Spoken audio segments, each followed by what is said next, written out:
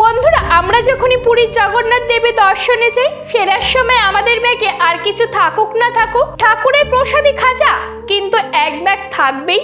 গরম গরম মুচমুচে খাজা খেতে আমরা সবাই ভালোবাসি, কিন্তু আপনি কি কখনো ভেবে দেখেছেন হাজারো মিষ্টির ভিড়ে এই শুকনো খাজা কেন জগন্নাথ দেবের এত প্রিয় হলো? কেনই বা বলা হয় এই খাজার প্রতিটি ভাজে লুকিয়ে আছে স্বয়ং মা লক্ষ্মীর হাতের জাদু? আজ আপনাদের শোনাবো এই খাজার পেছনে সে আসল গল্প, যা শুনলে আপনার মন ভক্তিতে ভরে উঠবে। পুরীর মন্দিরে অন্য প্রসাদ তো আমরা সবাই খুব তৃপ্তি করে খাই, কিন্তু সেই প্রসাদ তো আর বেশি দিন রাখা যায় না, তাই আমরা বাড়িতেও নিয়ে আসতে পারি না। ভক্তরা অনেক দূর থেকে আসেন, তাদের মনে খুব ইচ্ছা থাকে ঠাকুরের এই আশীর্বাদ যেন নিজের ঘরের লোকেদের হাতেও তুলে দিতে পারে।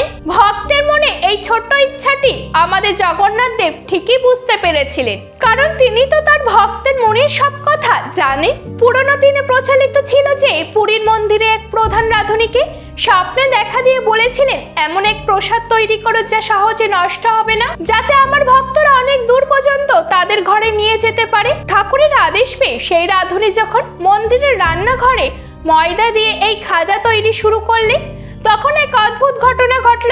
বলা হয় পুরীর মন্দিরের রান্নাঘর হলো পৃথিবীর সব থেকে বড় রান্নাঘর, যেখানে স্বয়ং মা লক্ষ্মী রান্না তদারকি করে। বিশ্বাস করা হয় এই রাঁধুনি যখন খাজা তৈরি করছিলেন, তখন মা লক্ষ্মী অদৃশ্যভাবে সেখানে এসে তার আশীর্বাদ মিশিয়ে দিয়েছিলেন। সেই কারণে সাধারণ ময়দা চিনির রসে তৈরি এই খাবারটি হয়ে উঠল মহাপ্রসাদ। মজার ব্যাপার হলো এই খাজা তৈরির সময় কোনো তেল ব্যবহার করা হয় না, শুধু শুদ্ধ গাওয়া ঘি ব্যবহার করা হয়। আর মা লক্ষ্মীর হাতের ছোঁয়ায় এই খাজা কয়েক সপ্তাহ রেখে দিলেও এই স্বাদ একদম একই থাকে।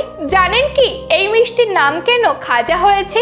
বলা হয় এই মিষ্টি মুখ দিলে একদম মিলিয়ে যায় আর মন বলে খাও আর যা, অর্থাৎ খেয়ে আরো এগিয়ে যাও।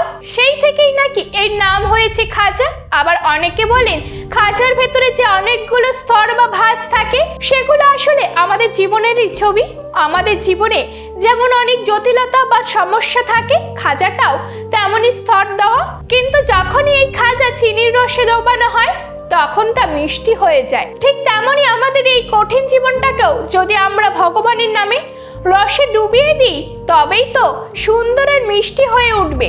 তাই বন্ধুরা, এরপর যখনই আপনি পুরীর খাজা মুখে দেবেন, তখন মনে করবেন এটি কেবল একটি সাধারণ মিষ্টি নয়, এটি হলো আপনার জন্য ঠাকুরের নিজের হাতে পাঠানো এক উপহার। তিনি চেয়েছিলেন যেন তার কোনো ভক্তই খালি হাতে বাড়ি না ফেরে। গল্পটি কেমন লাগলো বন্ধুরা? যদি ভালো লেগে থাকে ভিডিওটা লাইক করে সবার সাথে শেয়ার করুন, আর কমেন্টে একবার ভক্তি ভরে লিখুন জয় জগন্নাথ। এরকম আরো নতুন নতুন তথ্য পেতে আমাদের চ্যানেলটিকে সবার আগে সাবস্ক্রাইব করুন।